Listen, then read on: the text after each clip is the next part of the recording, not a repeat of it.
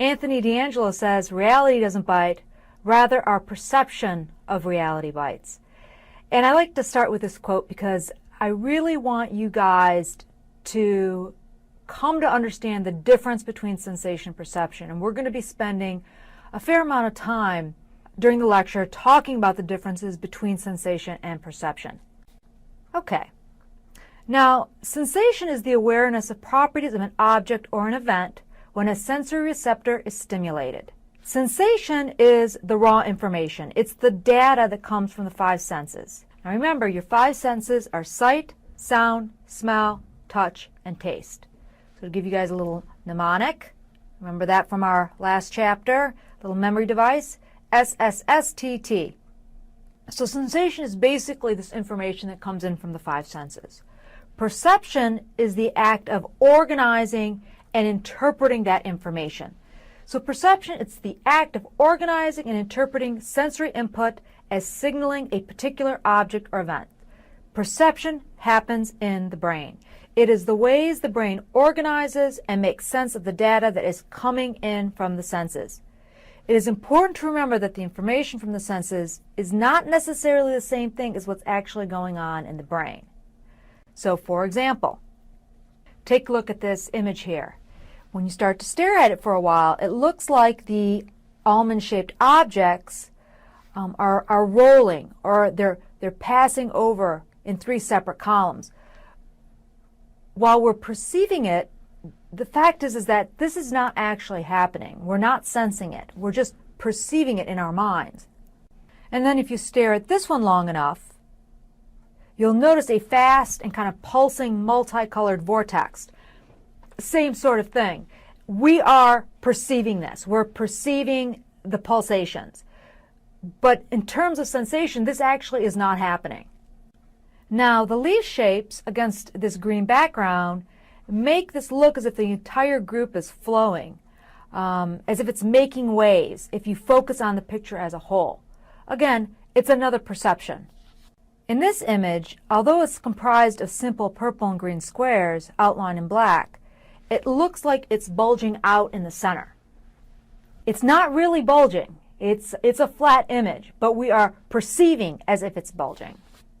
Now, these black, blue, green, and white shapes appear to be 5 different kaleidoscope kind of figures, and each of them appear to be swirling. We are perceiving these swirls, but they're not actually moving on the paper. We're not sensing that. And likewise here, if you stare long enough at the center of the image, it looks as if the outer rings are rotating in alternating directions. Now these bright purple and green star-like shapes appear to be moving.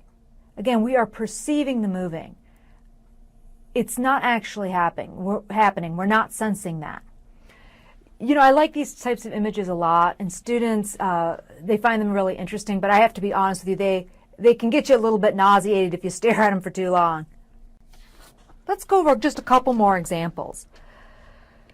So, do these horizontal lines actually bend? If you look at them in terms of perception, we perceive these horizontal lines as bending, though our sensations are picking up that they are actually straight.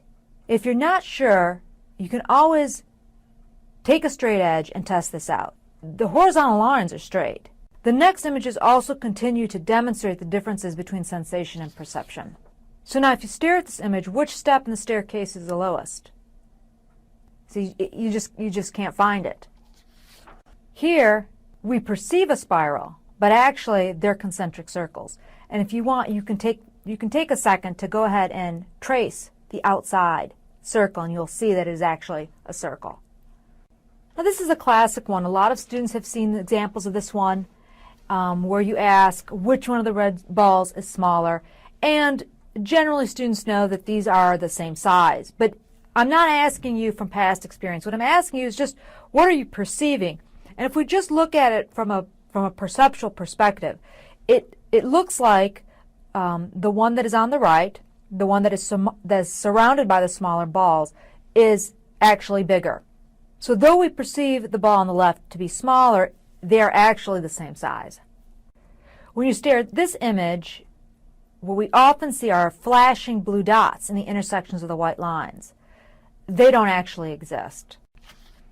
Okay, so how does the information from the senses get into the brain? Incoming sensations become modified by what we call accessory structures. Now, when I say the term accessory structures, what should come to mind are things like your outer ear, lens of the eye, so on and so forth. So what needs to happen is you need to have enough sensation that you hit your absolute threshold. You should remember absolute threshold from the biopsychology lecture. This is the smallest amount of stimulus needed to detect that the stimulus is present 50% of the time. This is enough stimulus to get the neurons to start firing. Once it hits its absolute threshold, you're going to get transduction. And transduction converts the incoming physical energy into neural activity. And this takes place at the site of the receptors. Sensory neurons transfer the information to the CNS, that's your central nervous system. The thalamus is going to process and relay that information to the appropriate part of the brain. And you should remember where your sensory informations go from our last lecture in biopsych. And your cortex is going to receive that input, and it's going to produce the perception. So let's review this again really quickly. Now, it's important to understand how our sensations are picked up by the brain. First thing, your accessory structures are going to pick up the sensation. They're going to pick it up, but there needs to be enough energy to reach that absolute threshold.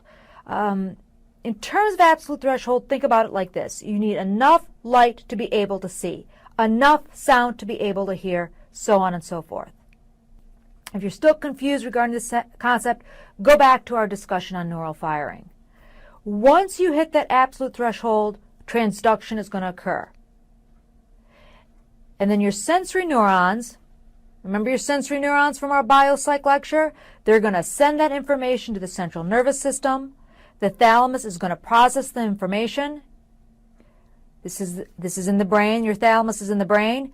And it's going to send it to the appropriate parts of the brain, and the cerebral cortex then is going to receive this input, and it's going to produce the perception. Remember, if you're confused here, what part of the cortex does what, review the 4 lobes, and which lobe processes which sensations. Okay, so let's start off with how we see. Sight is probably the most important sensation. And basically what happens is that light beams are going to enter the cornea. Now your cornea is a dome-shaped window that gathers and focuses the entering light towards the center of the eye. Once that light gets gathered and it gets focused, it's going to pass through the pupil, where the light's going to gain access to the interior of the eye. The light is going to hit the lens, which focuses the light on the rear surface of the eye. That rear surface of the eye is called the retina, and the retina is a specialized network of neurons called photoreceptors. There are 2 different kinds of photoreceptors. There are rods and there are cones. You have more rods, and in any given retina, you're going to have about 100 to 120 million rods. You have more of them because they are used at night. They're very sensitive to light. They're particularly sensitive in dim light. They only register shades of gray, and they're used in dark adaptation. Cones, you have about 5 to 6 million cones, and they're very sensitive to particular wavelengths. You use them more in bright light, and cones are what allow for color vision. It's really important to understand the difference between rods and cones, and I can guarantee you that there will be questions about this on the exam. We use our rods at night or in situations where the lighting is not good. They are more numerous because we need more of them to see. This is really the result of evolution. We use our cones during the day or in situations where the light is good, and we have less of them because it's just simply easier to see in the light. Once these photoreceptors have gathered the light and gathered the information, they're going to send that message down the optic nerve to the occipital region of the brain. And where is the occipital lobe? That's right, it's in the back of the head. So here I have a diagram for my visual learners to show where the different parts of the eye are, the different anatomy of the eye. Remember, light is going to first hit the cornea, and it's going to gather and focus that entering light through the pupil. From there, it's going to hit the lens. The lens is actually going to focus the light to hit the rear surface of the eye, which is the retina. The retina is composed of rods and cones, and then that information is going to go down the optic nerve to what part of the brain? That would be the occipital lobe.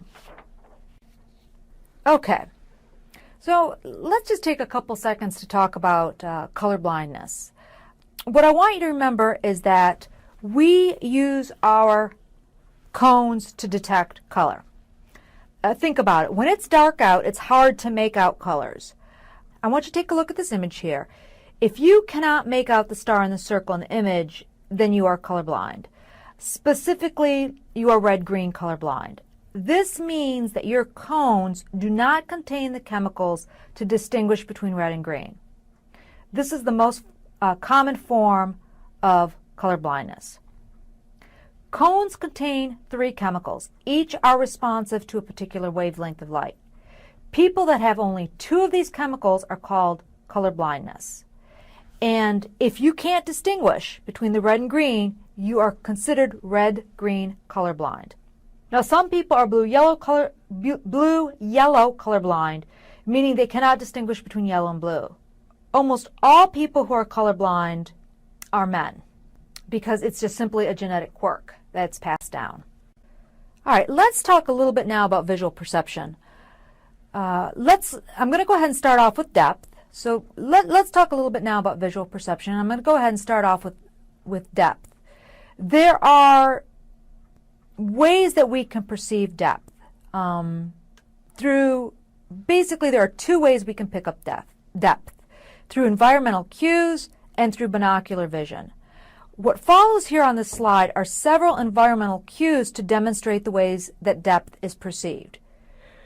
Remember, sensation and perception are not always the same thing. Let's use the cue of relative size, for example. Now, with relative size, the further away an object, the smaller its image is on your retina. So if I'm standing at the front of a large classroom and a person is sitting way up at the top in the back corner, it looks like they're about 3 inches tall. Now, while I sense a really tiny 3-inch person is in the classroom, really what I perceive is that they're just simply further away from me. Some of the other environmental cues that we use to be able to tell depth include things like interposition. A closer object partially blocks the view of an object that is further away. Height in the visual field. Objects that are further from the observer appear higher in the picture plane. Anyone that's ever looked out at a sunset has had this experience where you're looking out and you can see that palm tree way out there. They seem higher in the visual plane, but they're not, it's not a giant tree, they're just actually further away. Reduced clarity. Hazier objects are generally further away. Anybody that's taken off in an airplane has had this experience. And linear perspective. It's an environmental cue that's very particular to Western cultures, which is this ability to make judgments about distance based on straight lines. So let's go over some examples that I've got here. Here I've got an example of relative size and interposition. So when we're looking at this image, at first this image really throws us for a loop. Things that are further away should generally be higher up in the picture plane. First, when we're looking at this, it just doesn't seem, we have a rough time kind of figuring out or making some sort of assessment about what's going on here in terms of depth and distance. Because the image was taken at an odd upward angle, the picture is standing on the mound and it becomes confusing for a second. We don't understand where the players are within the visual field. But when we use the cues of relative size and interposition, we're able to make a little bit more sense of this. So if you really can see that, we can tell he's further away because the runner in the back is smaller, and also that his leg is right behind the pitcher. So we're going to use those two cues to actually make some sense of this. So here's a little example of interposition, height on the plane, and here is an example of linear perspective. I want to take a couple seconds to talk about linear perspectives. We use linear cues to be able to perceive depth. This is particularly the environment of modern societies because they're organized vertically. People from indigenous cultures often can't tell depth using these sorts of cues. Railroad tracks are a classic example of linear perspective, where you're standing on railroad tracks and you're looking down, and almost everyone has had this experience where you're looking down the railroad tracks, and ultimately they come to a point. We come to understand that the railroad tracks are not actually converging. Though we're sensing that, what we're really perceiving is that they're just simply further away. And a classic play on linear perspective is The Last Supper by Leonardo da Vinci, where you have the horizontal line, you have the orthogonals, you have a vanishing point, you have depth behind the center Christ figure, and it's just the classic example of how to use linear cues to help us tell depth. Now, like I mentioned before, there are two ways to tell depth. The first one is through these environmental cues. The next one is through binocular cues. Now, a binocular cue is the perceived information about depth that can only be gained by using one eye. It is the perceived information about depth that can only be gained by using one eye. Binocular cues depend on the use of two eyes, which really allows us a much deeper and clearer understanding about depth. So how does it work? How come having two eyes is better than one? So let's try this example, try this exercise. I want you to focus on an object that's farther away, that is far away. Then I want you to cover the right eye with your right hand. And cover your left eye with your left hand as you simultaneously lift your right hand and cover your left eye. So you're flipping back and forth between your hands. Cover and uncover each eye very quickly. So what you see is the same object in two different places. This is called binocular disparity. When you lift both of your hands off your eyes, this is called binocular convergence. The thing about binocular cues is that they operate on stereopsis, where you receive slightly different visual images from each eye, and you fuse these two images to form realistic visual perceptions. These slightly different visual images are called binocular disparity, which is this discrepancy in the viewpoint of each eye. So what this exercise did was point that out to you, that each eye takes in information slightly differently. They're both telling you that they're in slightly different places out in space. When you lift your hands away from your eyes, what you experience is binocular convergence, which is the merging focus of the two eyes. Now, let's try this exercise. I want you to hold a pencil or a pen arm's length away from your face and focus your eyes in on that pen or pencil and slowly bring the pencil closer to your face. So notice what's happening to your eyes. As the pencil gets closer, the eyes begin to turn inward. As the eyes converge, the brain reads this cue as the pencil getting closer. The closer the object, the more the eyes must converge.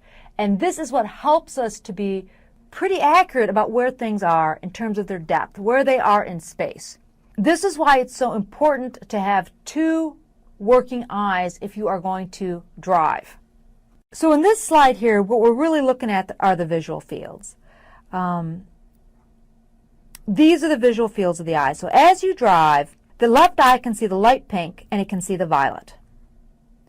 And likewise, the right eye can see its corresponding pink area and the violet. So if you're blind in one eye, why are you not supposed to drive? Why are you not supposed to operate an automobile? Because Two things. Number one, you have less peripheral vision. So it's going to be much more difficult for you to see people coming up along your right side or coming up along your left side. And also, you just cannot tell depth as well. So you can't as accurately tell where the person is in front of you as a person who has two working eyes. So in terms of visual perception, we have depth. And we've just spent some time talking about depth. And the ways that we perceive depth are generally done through environmental cues or through binocular vision. Another visual perception is form. There are a couple ways that we can explain form. One theory that explains form perception is called the Gestalt theory. And we talked about Gestalt in our first chapter.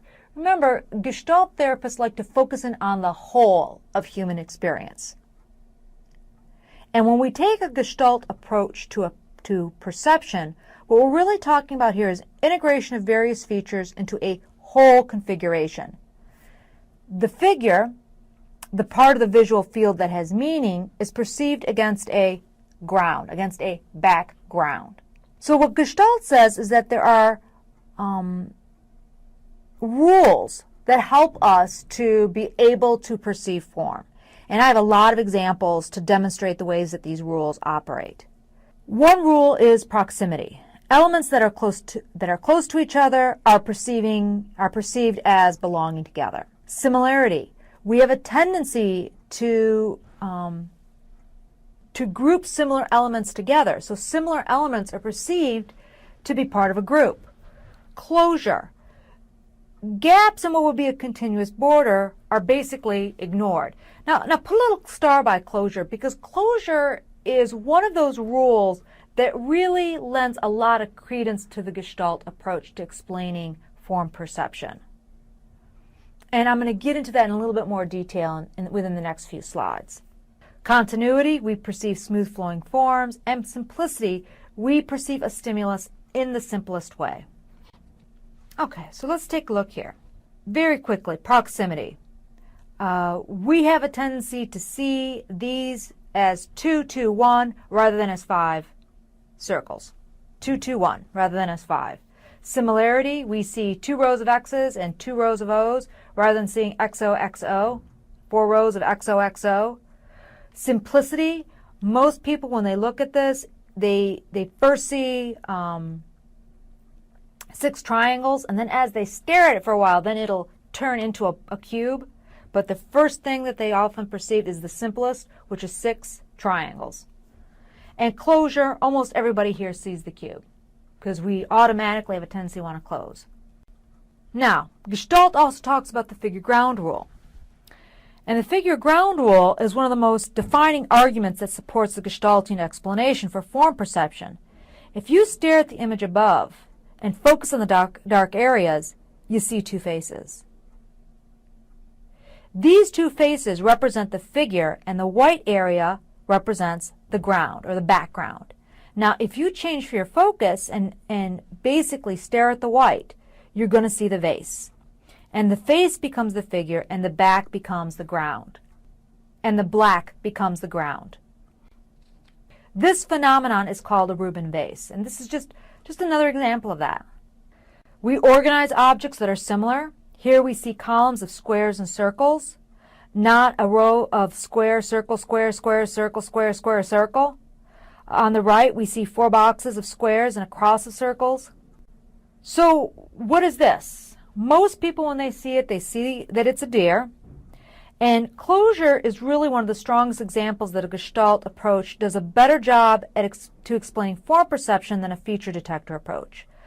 Though the lines are not connected, we see the whole of the object. We see the deer and can make sense of the image.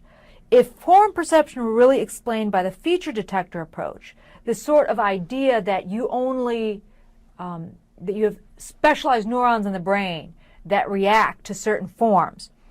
If form perception were fully explained by the feature detector approach, this image would appear as a bunch of unconnected lines, and we wouldn't be able to make any sense of it. All right. One of the last things that we are going to talk about here in terms of visual perception is perceptual constancy. And this is the perception that an object remains the same size, shape, and color even when the sensation of the stimuli changes. Basically, there are three kinds of perceptual constancy. There's size constancy with the Mueller-Lyer illusion, shape constancy, and brightness constancy. Go over the constancy rules in your textbook. I want you to know that there are three types of perceptual constancy: size, shape, and brightness. And I have some visual examples to try to demonstrate how these constancies work. Now, I know many of you have seen this image before, but don't go back to past experience. Just look at it and ask yourself which line appears longer, the top or the bottom. For almost everyone, it's going to be the bottom appears longer. This is the Mueller-Lyer illusion, and the fact is that the lines are the same size. Here we have a size constancy illusion. This image does an even better job at demonstrating size constancy. To most people, the barrel furthest away seems to be the largest when you look at the image on the left. But in fact, they're all the same size. It's the environment around the barrel that has changed. Here we've got some brightness contrast. Even though the gray is the gray of the internal rectangle is the same, the fact is that the gray that's on top of the white appears darker than that that's on top of the black. All right, now we're going to move on to our next sensation, which is hearing. And we're going to try to answer the question, how do we hear? Now I want you to remember that sound is a mechanical process. Basically what happens is that mechanical pressure on air creates waves of mechanical energy that results in sound. Sound has three properties: amplitude, which is loudness; frequency, which is pitch; and timbre. Amplitude is really, we're talking about the height of the waves. The higher the height, the louder the sound. It's measured in decibels. And 0 decibel is the absolute threshold for most humans. Frequency, we're really talking about the length between the waves. And when I say frequency, what should come to mind is pitch. It's measured in hertz, how many cycles per second, and most humans can hear between 20 and 20,000 hertz. Timbre is the quality of a sound that makes it distinct from others of the same pitch and volume. Timbre is the most difficult to explain, and really research hasn't even fully explained how it works. Let me give you a good example here. If you hit an F sharp on a piano and an F sharp on a violin, though both are at the same frequency and amplitude, they sound completely different. Now, remember for the exam, you need to know the difference between amplitude, frequency, and timbre. So here we've got some characteristics of the waves. Remember, frequency is that distance between the waves, amplitude is the height of the waves, and complexity, this is just a different way of trying to explain or demonstrate timbre.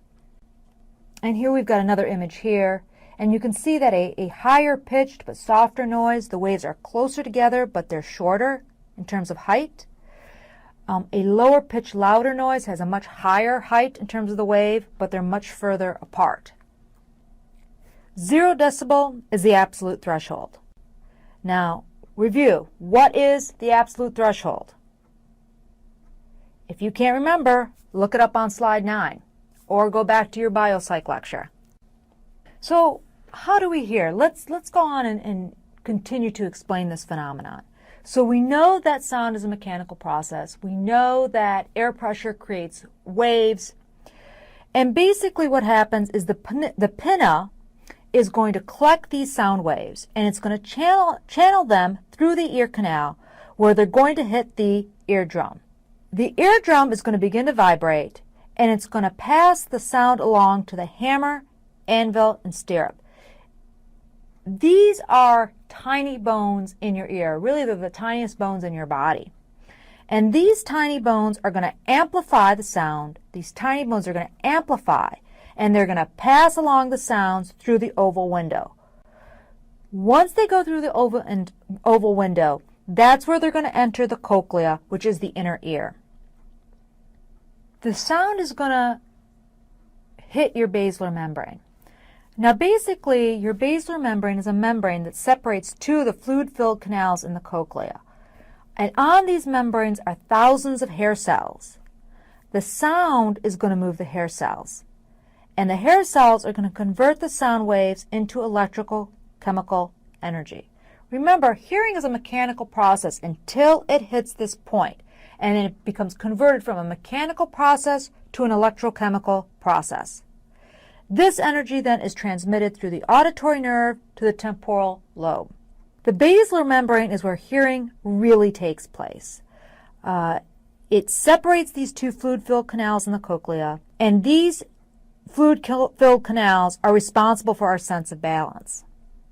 If you ever tear that or injure that part of your inner ear, some people will get vertigo. We're going to talk about this in a little bit more detail a little later on in the lecture. Now remember, on this basilar membrane are thousands of tiny hair cells. The sound is going to move the hair cells and become converted to electrical chemical energy. When deafness happens, it is usually because damage has occurred to these hair cells. They become flattened and they do not stand up. Hearing loss is a common part of aging, and usually people start to notice a decrease in their hearing, a very slight decrease in their hearing around the age of 35. Audiologists are now noticing that younger people are coming in with complaints of hearing loss. And why is that? Well, that's because younger people have a tendency to listen to music with headphones or with earbuds, and they have a tendency to really crank it up loud, and that is causing damage to the hair cells on the basilar membrane. One of the other things that recent research has found is also that it used to be believed that only very high-pitched sounds cause damage, or very high amplitude sounds cause damage. But one of the things that we're finding is also that low amplitude, very deep low sounds like deep bass can also cause a significant amount of damage to a person's hearing. So when that person pulls up next to you and they've got the giant speakers in their trunk and they're blasting that bass, you can feel pretty comfortable knowing that they are slowly causing themselves to go deaf. Okay, here we have for my visual learners. Basically an image of the ear with all the different parts of the ear identified. Remember, hearing is going to be collected by the pinna. It's going to go down that ear canal and it is going to hit the eardrum. The eardrum is going to begin to vibrate and it is going to hit the hammer, anvil, and stirrup. Remember, these are three tiniest bones in your body. From there, they're going to hit your cochlea. Remember, your cochlea are fluid-filled canals that are separated by the basilar membrane. On this next image here, we can see that you've got your two fluid-filled canals and the little hair cells, and the waving of these hair cells is going to convert that mechanical energy into electrochemical energy and send it down the auditory nerve to the temporal lobe. In terms of perception, we do some perception, even though we may not completely sense it. We call it hearing without awareness. One such phenomenon is called phonemic restoration effect, or in other words, the fill-in effect. So if you're having a conversation with someone and you cannot hear everything that they're saying, you automatically fill in what it is you believe that they are saying in order to make sense of the conversation. Just about everybody's had that experience. Another phenomenon, we call it the cocktail party phenomenon. This is the effect of not being aware of other people's conversation until your name is mentioned. A lot of people have had this. You're standing on the other side of a room in a crowded room, or even in a noisy party, and suddenly you cannot make out individual conversations, and then suddenly someone says your name and you can clearly hear it. One way this is explained is through dichotic listening. That, in other words, different stimuli is presented separately to the two ears. So even though you may be involved in one conversation, be completely in the conversation, you can still hear someone else say your name. Okay, let's go on and move on to the sensations of taste and smell. So how do we sense taste and smell? Taste is also known as gustation. This is detecting the chemicals and solutions which come into contact with the receptors inside the mouth. Two things need to happen in order for you to be able to taste. The first thing is the stimulus must contain chemical molecules. It must contain enough chemical molecules that they're going to dissolve in the saliva. And the next thing you need is enough saliva to actually dissolve these chemicals. So the chemical substance enters the mouth, it's going to land on the tongue, and it's going to be detected by taste buds. Taste buds are clusters of taste receptor cells located on small bumps. These small bumps are called papillae on the tongue. There are four primary qualities: salty, sweet, bitter, and sour. So there are basically four primary qualities when it comes to taste. Now, remember, taste and smell are very closely linked together. Basically, if you cannot smell, you cannot taste. That's why if you have to take medicine or you have to take something noxious, the best thing you can do is plug your nose so that you can eat it. Now, why is that? Why is it that taste and smell are so closely linked? It's because of evolution. If something smells bad, we are really unlikely to try and eat it.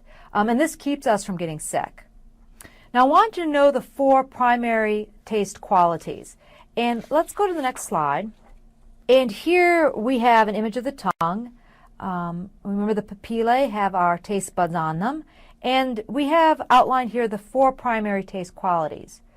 Notice where they're located on the tongue. Bitter is in the back.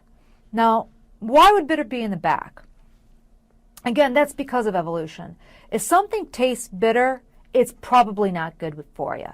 And the taste quality for bitter is located at the back of the tongue where the gag reflex is. So if you eat something that's bitter, something that doesn't really taste good, you're going to gag and you're not going to swallow it. You're not going to swallow it.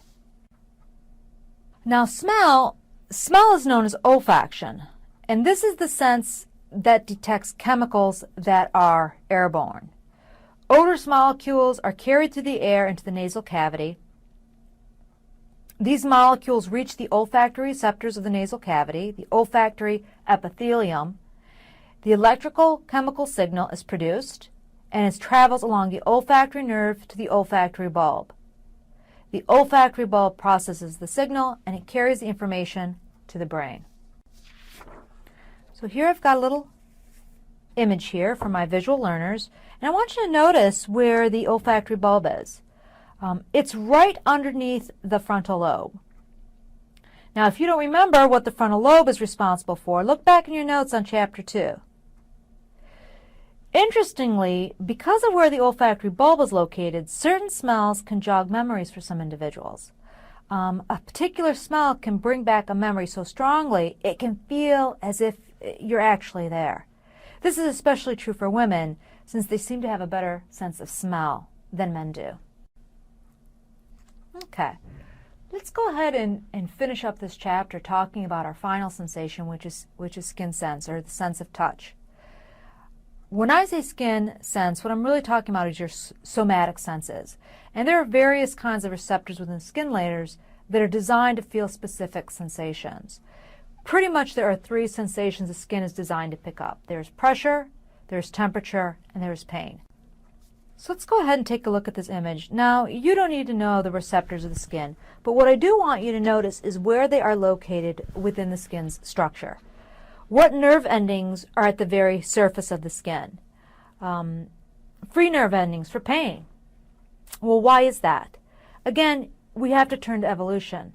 If something pricks us and causes pain, you want to be able to move away quickly. If the free nerve endings were deeper in the skin, more damage would be caused before you ever felt the pain. The other thing I want you to notice here are the Ruffini's ending. Now, those pick up sensations for temperature, sensations for heat particularly, and they are closer to the surface of the skin than Krauss's bulb, and Krauss's bulb picks up sensations for cold. So now, why would that be? Why is it that Ruffini's endings are higher up towards the skin surface than the neurons that pick up sensations for cold? Well, again, evolution. Heat causes more damage than cold. And if something is very hot, you want to be able to pick up that sensation quickly and be able to move your hand or move your body away from that. One of the other sensations that we do get is in terms of where your body is in space. How do you sense your body position? There's basically two ways that you sense body position. There's your vestibular system, which is a sense of balance governed by the inner ear, and we spent a little bit of time already talking about that, how you have the fluid-filled canals of the cochlea that are divided by the basilar membrane. And if any damage is caused to that, it can give you a sense of vertigo, or it can make it feel as if the room is spinning and you don't have good balance. There's also your sense of kinesthesis. And kinesthesis is the sense that keeps you aware of your skeletal muscle movement. You have receptors in your muscles and bones, and when these receptors change in position, they transduce this change in mechanical energy to electrochemical energy, and they tell your brain where your body is in space. It's really because of kinesthesis that we don't need to stare at our feet while we're walking. I mean, we have a good sense of where our feet are in relation to the rest of our bodies. All right, well, this concludes our lecture on sensation and perception. If you still aren't clear, please go back and go over the lecture again.